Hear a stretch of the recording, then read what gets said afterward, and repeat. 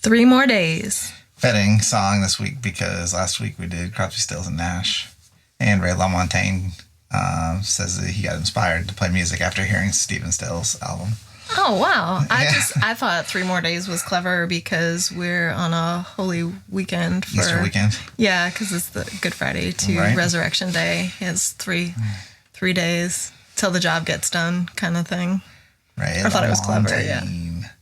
Maybe not the most... I mean, he's very popular, but not super popular. I think he should deserve more fame. I'm surprised that he's not more popular. I think he should have more fame. You know what, though? He is an extremely... It's very hot. He's an extremely private person, and he doesn't grant a lot of interviews. So I think that perhaps his audience, unless they're just connecting directly through music, which is how I like to connect, they're curious about him with no... answer to that curiosity. Right. I mean, we know that he was born in Nashua, New Hampshire, worked in Lewiston, Maine, which you're familiar with. Yeah, those and places. I think I'm a New Englander, so he might as well be a hometowner. If he's from Maine, if you're from Maine and you make it, then you might as well be a hometowner. Yeah, it's not like there's a ton of people in Maine. There's not. So, yeah, I love his music, and he worked in a shoe factory in Lewiston. I think to the time that he started to succeed with music. I didn't know that. Yeah, so I know a lot of people probably got introduced to him through I think there was a bank commercial, something with this little dog who was having trouble, and his song "Trouble" was featured in this commercial. Which was all years after it was released. Yeah, we were familiar with him before that song, and we were elated to hear the song in a commercial format because we knew that meant that he was at least getting a paycheck and able to continue his probably one music. Of the last artists that I discovered through the radio. I remember hearing his song, this song actually. I believe I heard it on the radio, and I liked it a lot because I liked his voice, and I bought this album, and there's probably 3 or 4 or 5 songs that I felt like really connected with, but I really liked the whole album a lot. I love the whole album, yeah. And since bought most of his albums when they came out because, we went to see him live. And he is, I don't know if he's going to release another album soon or not, but he has been 4 years since the last one. Yeah, we can't talk. So we're patiently waiting, not patiently waiting. Right. Well, he had a departure from his sort of signature sound, I would say, for an album or so. And I still really enjoyed his music in that departure format, but there were a lot of people who were like, play your old stuff. It was interesting to me because he came from the singer-songwriter thing in the very beginning, very folky. And then this album has a little bit more of a roots Americana feel to it, kind of before Americana was really a big thing, and he doesn't have that alt country voice that you would expect. He's more of a soul singer. And then he did another song album like that, Gossip in the Grain, which was kind of similar to both of those albums. And then I'm not sure if it was the album after that or there was the album that you're talking about where he kind of departed. I think that was Monovision or maybe the one before Monovision. All I can think of is the album cover, which had galaxies or something that reminded me of galaxies. And it sounded Pink Floydian to me. It was kind of psychedelic rock, sort of, and I was here for it. And that's the tour that we went to go see him live at. That's great. And we were at an outdoor venue, and there were some really extremely rude people very close to us, and everybody had their own blankets and things that you were just sort of set out and about, right? And so these folks, a couple blankets over, if you can use that as a form of measurement, were just really... He couldn't even hear them, but they were heckling him. Vocal about wanting to hear his old stuff. The old stuff. Play the older stuff. And this one young person went over to him. I was just sitting there going, oh my gosh, people. I had an internal dialogue that was large. It's interesting as an artist to watch how people respond. I know. They came up to him. Why are you there? Yeah, they came up to him and they're like, did you buy a ticket? And he said, excuse me? And they said, did you buy a ticket to be here? And he said, yeah. He goes, so did I. I'd like to hear the performance, actually, that I paid to be here to see. And I was like, you tell him. But again, internal dialogue. Yeah. But piped down a bit after that, which was, they'd probably had a little too much to drink and everything. Who but knows? Still, I don't know. See, I'm of a different kind of. I don't understand all music connoisseurs. I'm a little bit of a different kind of bend because if I like an artist, I like whatever phase they're in of their art form, because them as a person, they're still becoming. Doesn't mean that everybody has to listen to it. Their music is still becoming. So I'm here, whatever they feel in the moment with creatively, whatever they are creating. Mm-hmm. If I like something that they've done, I'm here to participate in what they're doing and what they will do, because I believe in whatever creative force is driving them, because I have liked them. I'm here to support their journey, basically. And that's through all art format, through writing and through visual arts and musical arts. And I mean, we shouldn't ever be finished. We're not complete.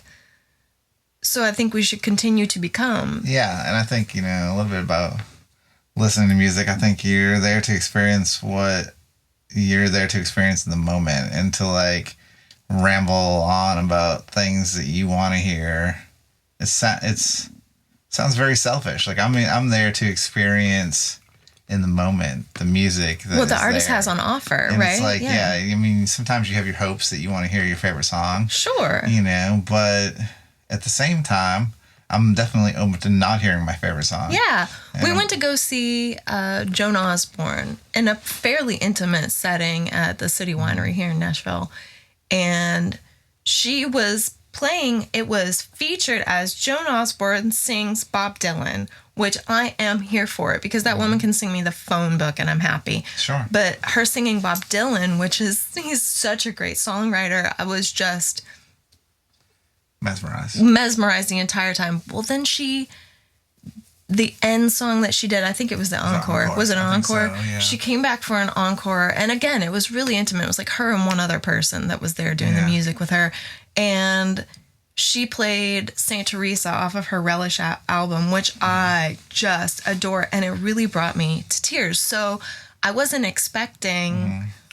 I went there not anticipating her doing anything other than Bob Dylan songs. But that she brought that out, it moved me. So, like, I want to approach something with the openness of what the artist wishes to present. Isn't there something about an artist performing their own songs, as we've talked about in the past? It was amazing to me that when we got to meet her afterwards and we were talking to her about that very thing, that she said, I'm going to be loose on the quote, but I believe it to be 90% accurate, if not 100% accurate, because it really stuck with me when she said, it felt so good to break into one of my songs and have the response that I had. Oh my gosh. So, and I was like, what? A little about me in that moment. I fangirled so hard, and I usually don't. We're all just people. We're all just people in around, and I respect her vocal quality, which, I mean, really we're kind of born with, and yes, we can train and whatnot and become better and have more control, but really, like, she didn't have a lot of say over her vocal quality, and her songwriting I respect, and she's a person that's a lovely person. I mean, if I think about it logically, there's really no reason to fangirl, but I did. I cried. She had somebody get me a tissue. Like, I was overwhelmed to be with her. So my intake of information was low because I was so overwhelmed in the moment. And I think that happens because it's like you feel like you get to know somebody and you owe them a certain amount of gratitude for the pleasure and the joy that they've given you through your life. Walking me through some rough bits. Her songs were there when I was alone. Right. But then in the moment, you can't put that into words. How? It's impossible to. How? So I think it's natural to have like cheesy. a sense of overwhelming, and it's like and then your songs got me through. You have the cognizance to realize that anything that you say isn't really going to portray. It doesn't even really touch feel. the depth of how you feel. So you just feel a sense of overwhelm, and I think that's kind of a little bit natural. Yeah. But I just thought, like, Joan, if you're watching, thanks. Your songs mean a lot to me. I think that the humanity of like her saying get this lady a tissue, this beautiful woman a tissue is what she said. Get the beautiful woman a tissue. And then the fact that she was obviously she was just sitting out there at her merch table. It was happy, amazing that the crowd responded in the way they did to her originals after playing all the Bob Dylan stuff. Like, knowing that we were there to see the Bob Dylan. That, like, somebody that's probably, I don't know if she's a Grammy winner, but I would assume she's seen amazing success. And, I don't know in what form. Amazing success, but you've seen, somebody that would see that much success would have any doubt in their mind that she would get less than the response that she got. I gotta say, I wonder if it is some sort of artist curse. I hesitate to say curse, but like something that plagues artists by and large that aren't narcissistic. I don't know about all of them, but I think it's the ones that you think are down to earth for sure, because they keep their ego in check. They're able to keep their ego in check, and probably pushes them to be a better artist and chase more work, because you're always trying to be better and express and better. Remain relatable. I guess I don't know that that's a goal though, to remain relatable. No, they just think it just happens. I think if you're authentic, then some things they just are. Some things are the fruit of being authentic. Yeah.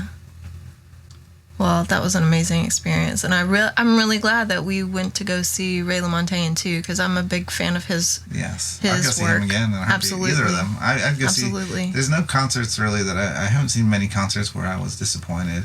No, or I mean the only thing from that I will say, it had nothing to do with the artist or the band, because sometimes the sound can be overwhelming, and it's like to be able to see them, but also to be in a large space, the sound has to be really loud. And I usually carry these little they're like earplugs, but they're different, the Heroes, so they allow you to still hear clearly, but it lowers the volume a good bit. So if you guys are concert goers, I highly recommend them. They're not stupid expensive. That I just carry them with me all the time. For that very thing now. So you can still protect your hearing, but there are some spaces that the sound is overwhelming if you have any kind of decent seat. It's just big I would sound. Say, but the artists don't disappoint.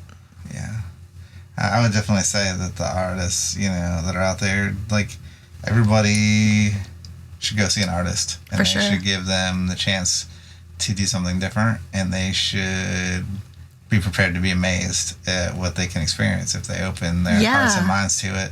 And I learned that at a very young age. Like, Santana was my favorite, and I went and saw him one time, and I was a Santana nut. Like, I was listening to all his music, like everything he put out. I think I am. So when you were listening to all his music, was this when you were learning guitar? Were you trying to some of his songs to emulate him? I mean, there were songs that I tried to learn for sure, and there was a lot of his stuff that I just liked.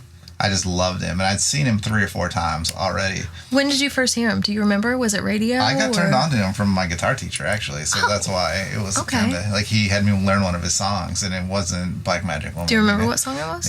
I think it was Samba Pati, which is called. It means a song for you, and it's just an instrumental. So he had me learn some of that, and then I got really turned on to his music and really liked it, because it was.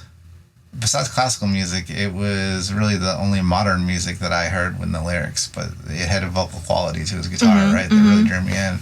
And it was like, the songs had titles, so you could only imagine what they were actually about, what he was expressing.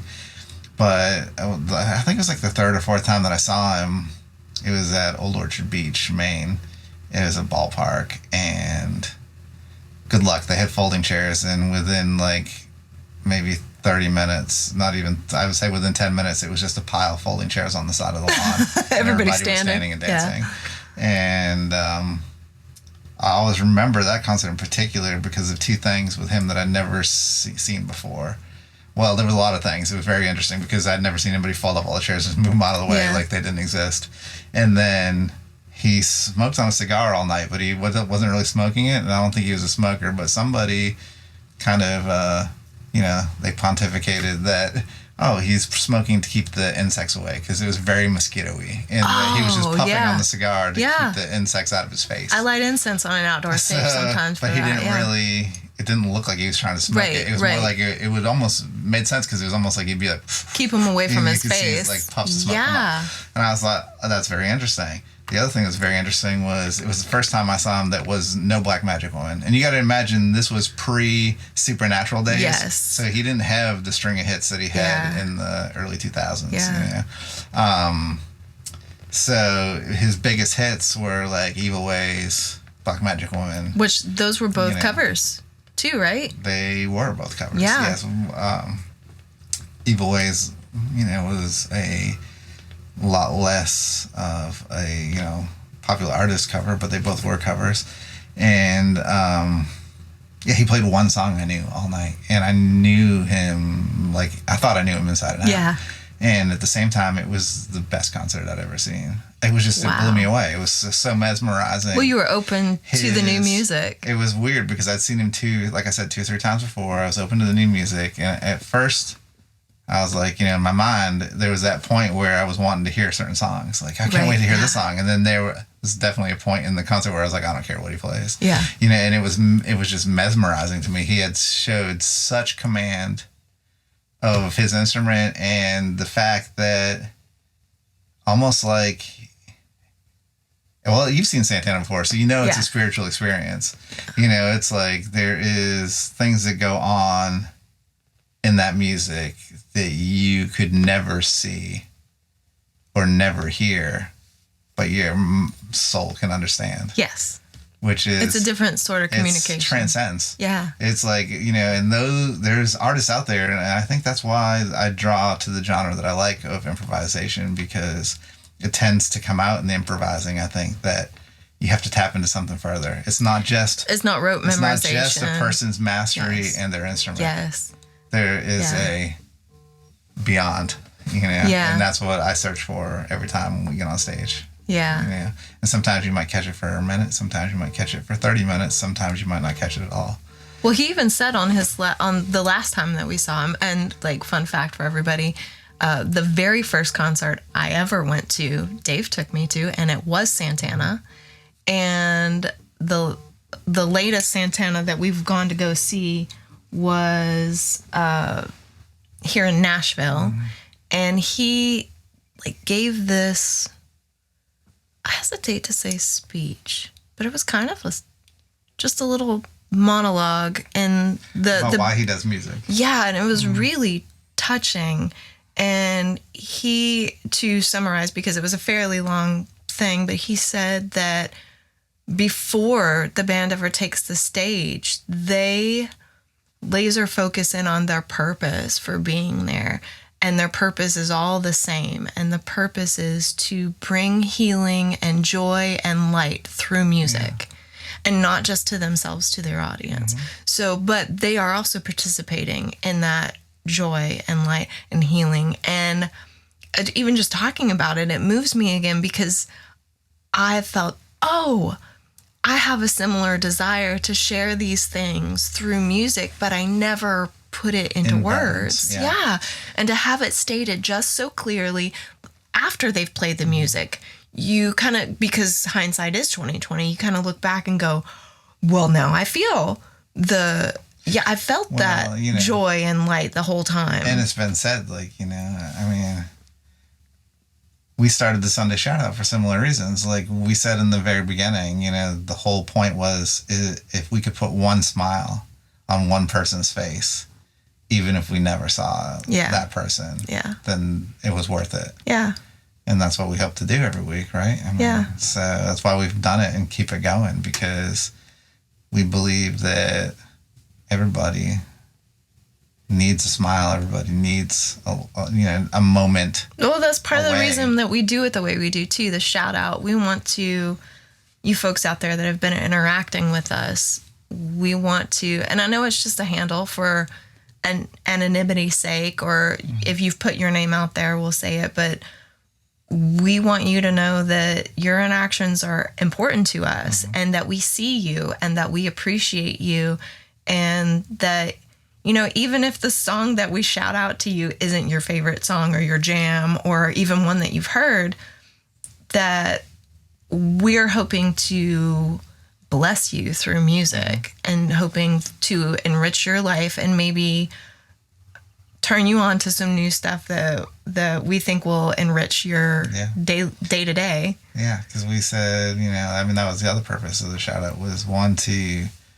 bless, and but also secondarily to enlighten an audience as a wider whole to songs that we thought, sometimes, yes, obviously we do popular songs as well, because it's fun to bring a light to songs that people may not know. And I've been surprised recently at how people have reacted to songs like Glycerine, from Bush a couple weeks ago. People hadn't heard it. A lot of people skipped over that style of music. It wasn't their jam. But then there was also a lot of people that commented that they were surprised at the quality of the lyrics, in that style of music. And when I stop and think about it, I listened to the genre when it came out. I liked it, and I didn't have an idea what they were saying on a lot of the songs because of the way that they the production their vocals or whatever, and the production, So I think that we're on target as far as that goes. So I like that.